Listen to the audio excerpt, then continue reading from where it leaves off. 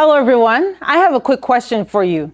Do you have children at home who have a problem eating their greens? Maybe just like mine, when salad time comes, it's like, oh, greens again? Or maybe you yourself have a problem tolerating greens. Well, today I'm going to show you some steps that you can take to enjoy those delicious, yummy greens.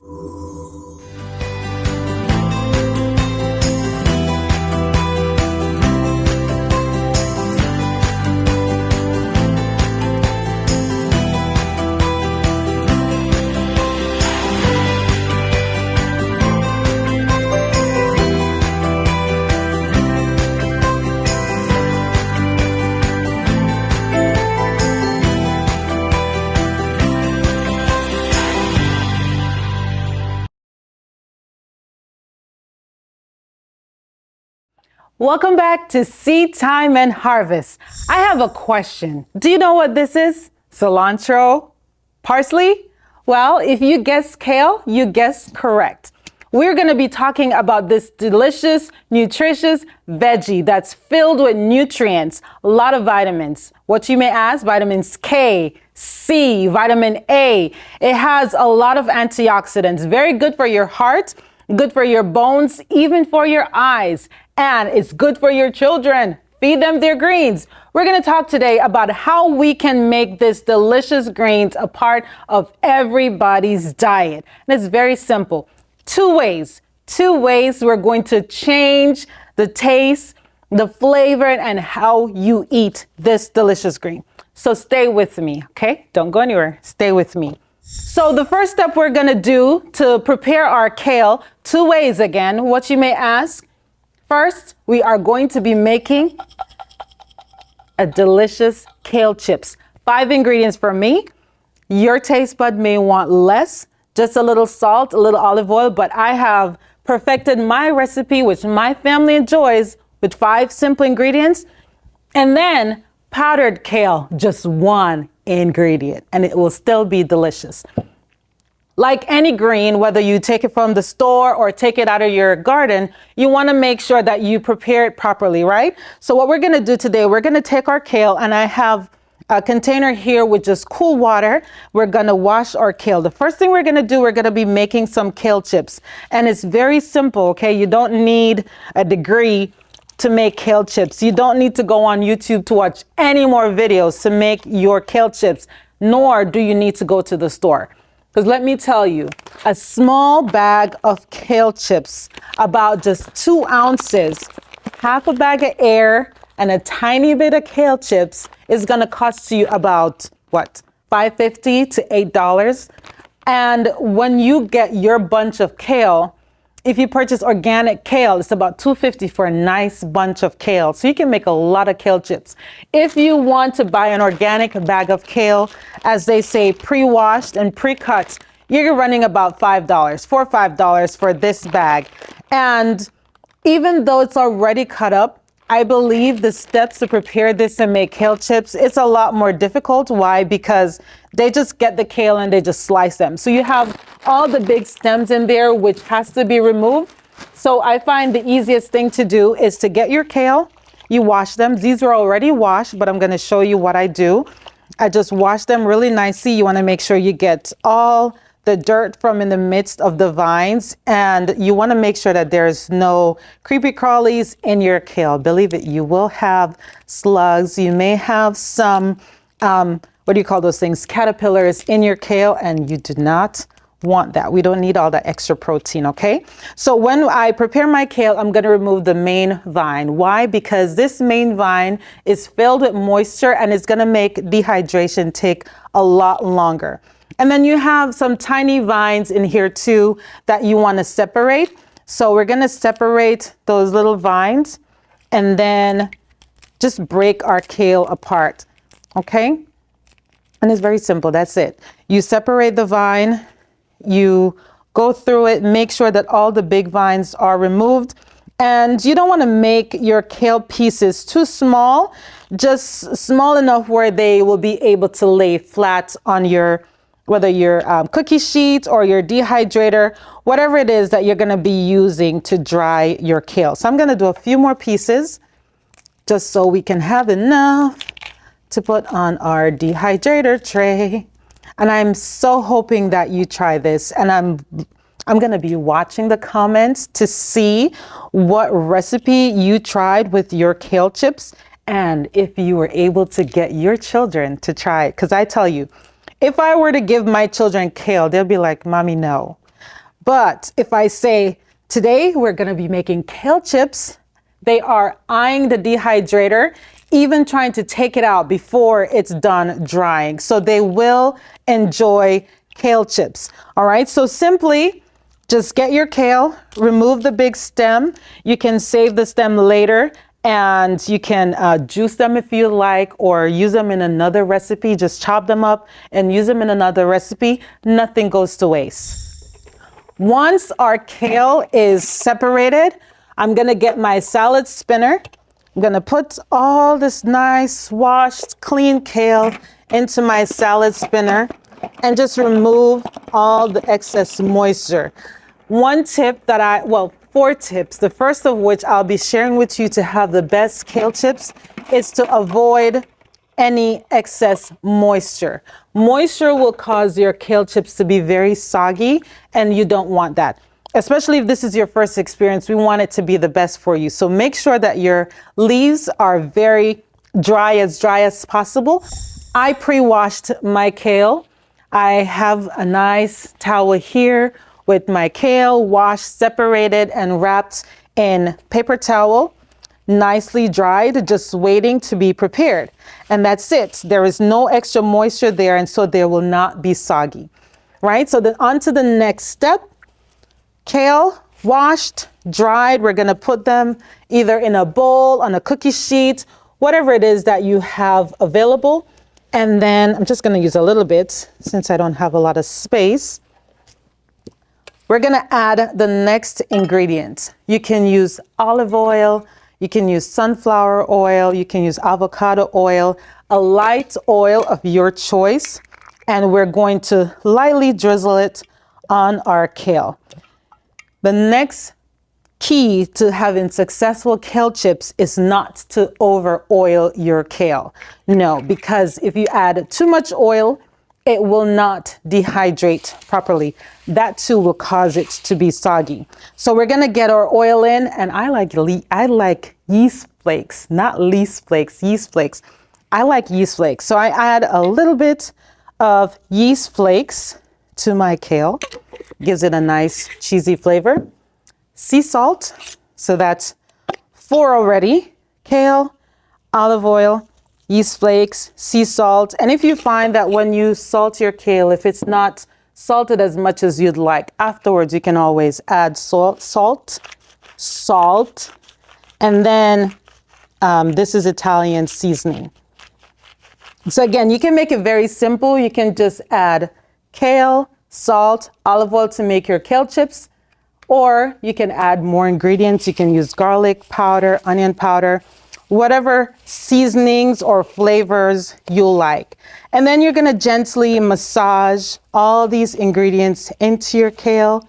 Make sure it's all coated, everything is nice and evenly layered, and that's it. It doesn't take more than 5-10 minutes to prepare your kale. Once you see the oil all over your kale, you know that it's ready to be dried. Now, how are we going to do this? I prefer dehydrating my kale, right? I use a dehydrator on my lowest settings, about 135 degrees, 2 to 4 hours. That's how I like my kale chips. Now, you may say, well, I don't have a dehydrator at home. That means it's impossible for me to do this. No.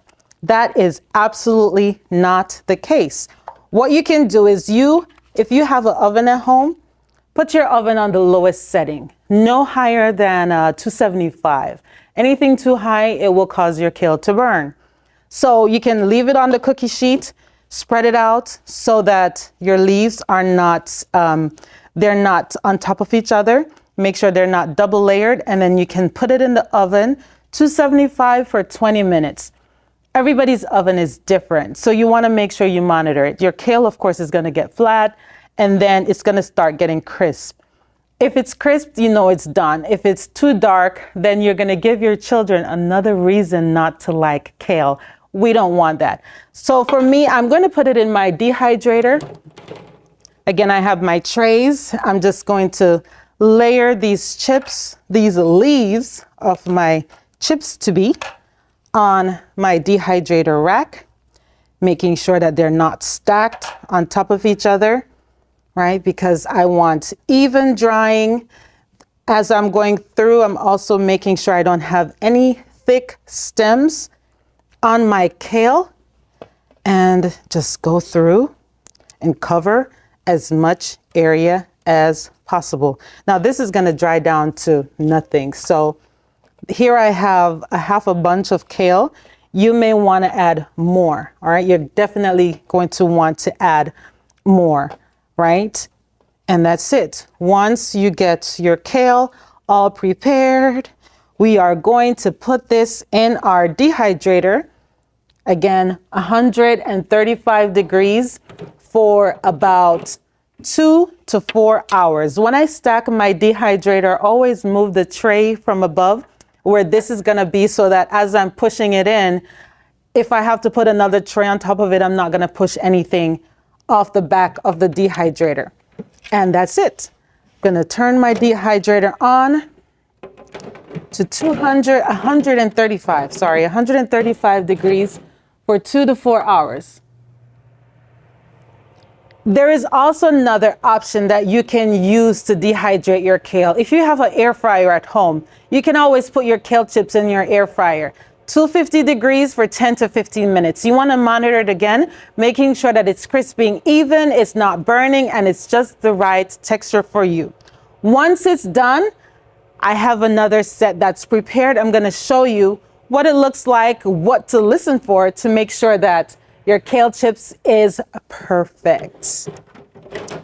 So I have my dehydrator tray here packed, and this is kale chips. I think you can hear that, right? It's really crispy. You can see the size of it has been almost completely reduced. You have a lot of extra area here on your dehydrator tray. And the final step is we're going to take our kale chips and we're going to store it in an airtight container. I love mason jars. Not sure about you, but I do. If you have window bags that you can tell, okay, what is in it, you can put it in a window storage bag. You can even use Ziploc bag. It just has to be an airtight container. In this airtight container, your kale will store for about a week.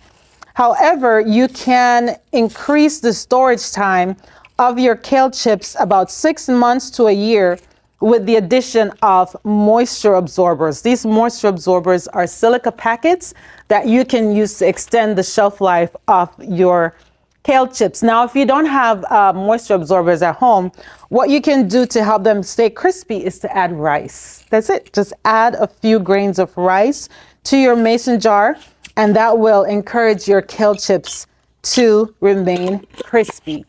So I'm looking in that comment section because I am anticipating what your experience is going to be like when you try kale chips for the first time. And even if you have tried it before, just share your recipe below in the comments so someone else can be encouraged just to hear your experience of how delicious kale chips are and how healthy it is for our body. So I'm sure some of you will try it. And again, looking forward to that comment. So we're gonna go to the next way that you can preserve your kale. All right, so the final way to introduce kale to your children, and this is even a method that you can implement for long-term storage for your kale, is to make kale powder. And it's very easy, it's very simple.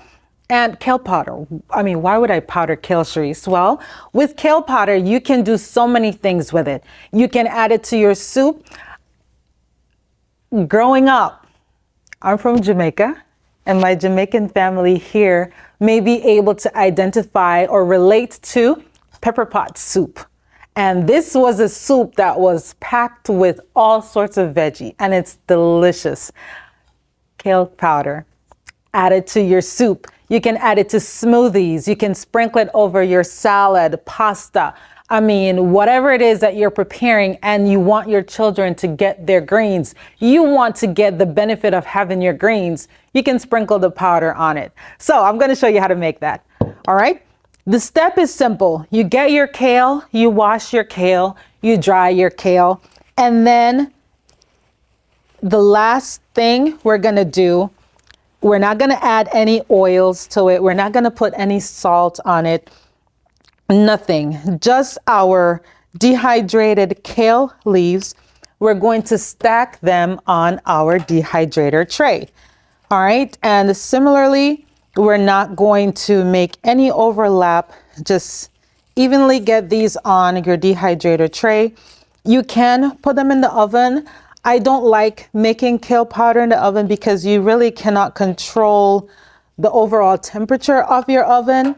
And so the leaves will get brown, but when you put it in the dehydrator, it only removes the moisture. It doesn't really cook it as the oven would because the temperature is even lower. So you're gonna put your kale leaves on your tray. You're gonna put it in the dehydrator. When I do kale powder, you can put it in your oven overnight. So say about 9, 10 o'clock at night, you get your dehydrator warmed up. You put it in at the lowest temperature. My dehydrator will go down to 105 degrees, and that's how I let it stay there. And in the morning, I bump it up to 115 so that it will crisp up, but it will not burn. It will stay overnight and it will dehydrate for about 6 to 8 hours, right? And once my kale chips is dehydrated in the morning, I will go in, I will check it, make sure it's crisp enough. Again, if it's not crisp enough, just bump up the temperature for a few minutes, and then that will give you the crispy texture. And you do want it to be crisp. You do not want any moisture in there because this, we're going to keep it for as long as you want until you finish it, really. Your dehydrated kale chips, it will last 3 to 5 years. Again, I guarantee you may not have it that long. And what you do is you have a rotating pantry, like so. The first things you put in, the first things you take out. So even as you're dehydrating your kale, whatever it is you did last, you put it at the back of the shelf, and whatever was there before, you use it first, right? So that you don't have your items staying in the pantry for a long time so that it will go bad, it will go rancid. So you put it in your dehydrator and you let it stay overnight. If you're doing this during the day, again, 135 degrees and at least 4 hours. I am prepared. I am a prepper, so I have kale already dehydrated. So I'm going to show you what that looks like. Let me just clear these things out the way, and I will show you exactly what it looks like when you have dehydrated kale. Now, just let me make sure my tray is super dry. The key is once you have anything dried, make sure your hands, your equipment are completely dry because you do not want to introduce any moisture to what you just dried. Okay? So again, you can feel it. You can look at it. What I like to do with the kale chips, I just look for the ones with the biggest vein and I'll try to twist. If you twist it and you see, you see that green moisture spot. If you see that green moisture spot, it's not done. Put it back. All right. It doesn't make sense. You waste it, but it will be crisp to the touch. You will hear it crunchy. And I mean, you can go in and just crumble it yourself. If you have a coffee grinder, that will be very beneficial, but you can hear it. Sounds so therapeutic, doesn't it? Yes. I love it. All right. Moving on. Our dry kale chips. We're just going to put this on our cookie tray. Let me get about 3 trays, and I can fit about 8 bunches of kale in this dehydrator, right? And really, it's not a lot because that 8 bunches is going to give me about 5 to 6 pint jars, right? So however much you like. If you plant a lot of kale and you want to extend your harvest, go ahead and make your kale chips or do the next step. So what we're going to do for us to make that powder, again, if you have a coffee grinder, I don't drink coffee, I don't have a coffee grinder, but some people don't drink coffee and they just keep a coffee grinder at home because it makes the process so much easier. But I have a dry blade blender, a very powerful blender, in my opinion. You may have a blender more powerful than mine, if that's the case. Even a simple blender will do as long as it has a pulse setting. Not sure about a food processor. Not sure, but a blender will definitely work. So you're going to put your dried kale chips in your blender, and I am making a mess. But the beauty of cooking, doing anything in the kitchen, is you have fun doing it and then you have fun cleaning it up.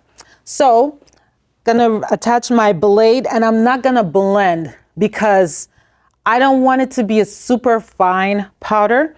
I'm gonna pulse it because I want to see some remnants of that kale. So I'm gonna just turn it up and pulse.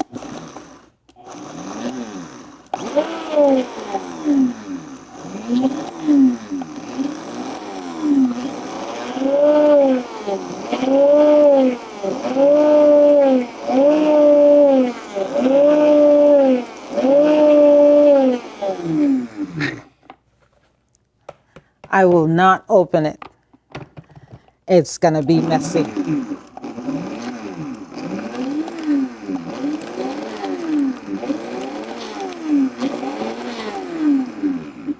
And that's it. If I open this, it's gonna go everywhere. And I just let it settle. Once the dust has settled, you will realize, and I'm misplaced my spoon. I left it over there. But you can see the fine powder of the kale. And this it will last in an airtight container for a good bit. Make sure when you store it, you don't store it where it's exposed to light. If you have a dark cupboard, put it in a dark cupboard. If you have amber jars, that would be even better. You can store your kale powder in amber jars. Make sure you label it with the date of when you first made this batch of kale, and enjoy. And look how little I got from 2 trays. This is all I have.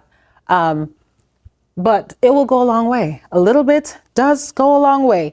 And you can see all the green in my blender. I'm not sure if you can see that.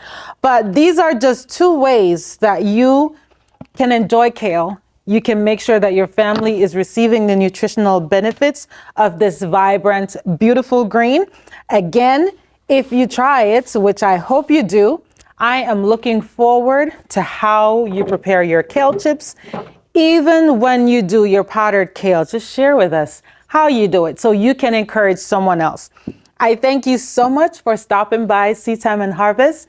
If this is your first time here, please like the video, share it with someone else, hit that subscribe button, the notification bell, so you'll never miss an episode. Thank you so much for joining us on Seed Time and Harvest. Until next time, happy preserving. Take care. Bye.